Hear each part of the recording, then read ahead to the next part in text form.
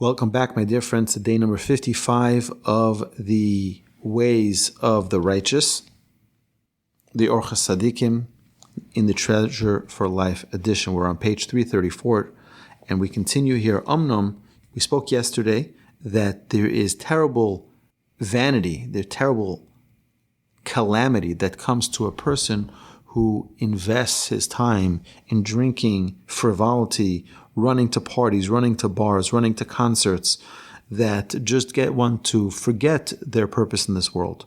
But we know that everything has balance. We've said this so many times. But we know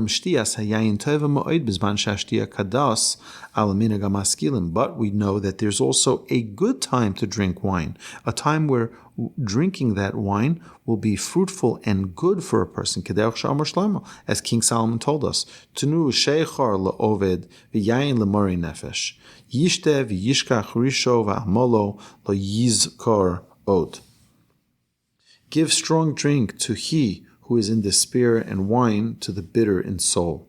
Let him drink and forget his poverty, and remember his toil no more. We know that wine is regarded, it gladdens Hashem and man. It means Hashem is happy when we're happy, but it has to be a real happiness. We know we're supposed to drink wine on Shabbos, we're supposed to drink wine on holidays, because it makes a person, it loosens us up a little bit to connect on a higher level, but too much of that is tragic. And the verse also states, and wine makes glad the heart of man. Gam Amar HaKosov, and the verse also states, Ki tovim dodecha miyayin.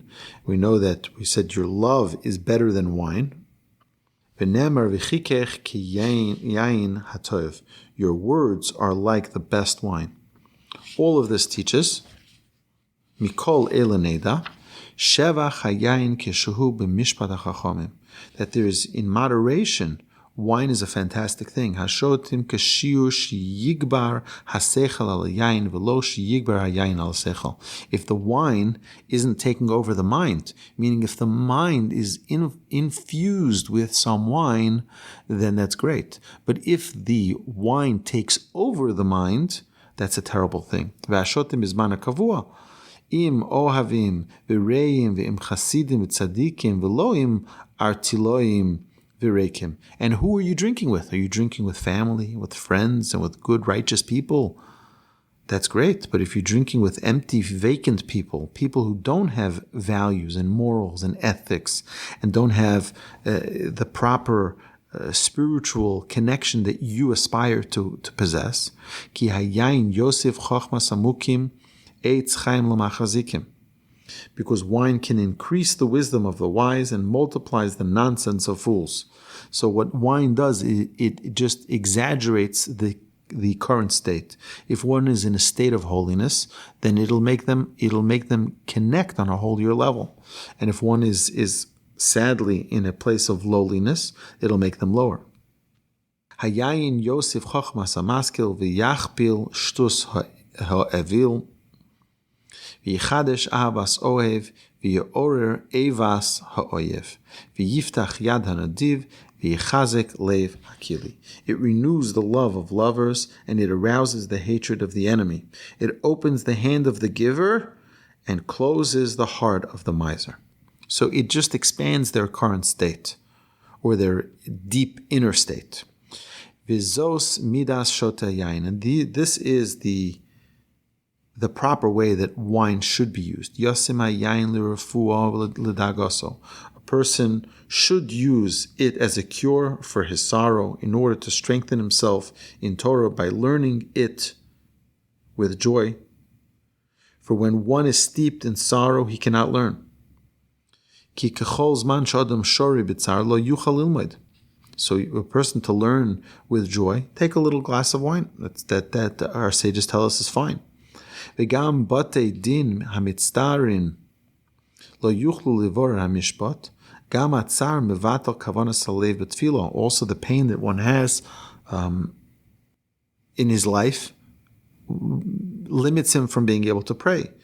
Additionally, every court which is in sorrow cannot adjudicate correctly.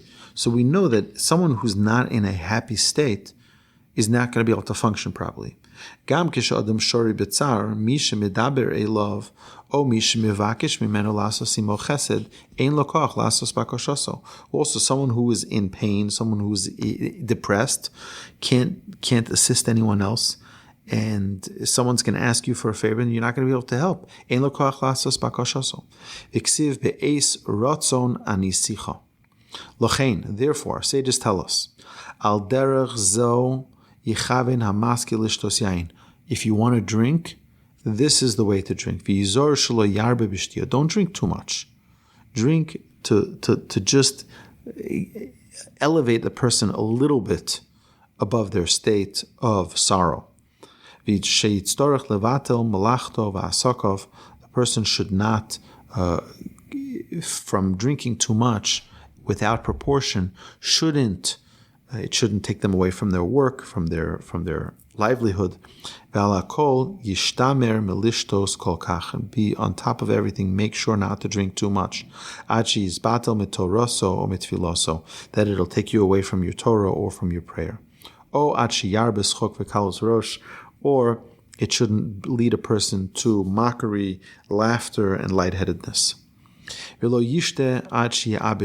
person should neither drink till they gamble their home away. He shouldn't drink to where he starts arguing and fighting with his friends, or till he's unreasonable where he's going to break dishes and break things. A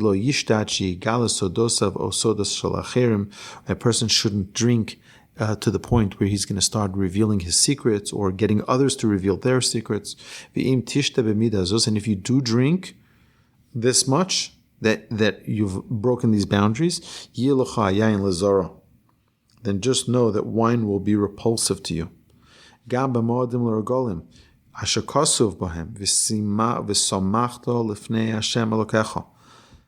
We know that the Torah says you should drink and you should be happy with and glad on the holidays. And it says that on the festivals, Pesach, Shavuot, and Sukkot, we're commanded to be overly joyous. What type of joy that we should drink wine? A person, even then, when we have a commandment, it shouldn't be too much wine. And definitely not with laughter and lightheadedness. Because we know that the verse tells us that if a person serves Hashem inappropriately, that it's not done with a proper fear.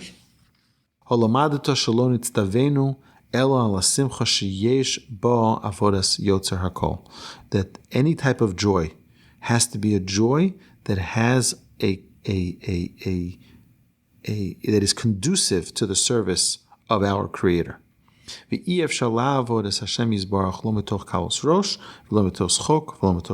we cannot, it is impossible to serve Hashem out of lightheadedness, laughter, or drunkenness. This concludes day number 55. My dear friends, I look forward to continuing on page 339 tomorrow with day number 56.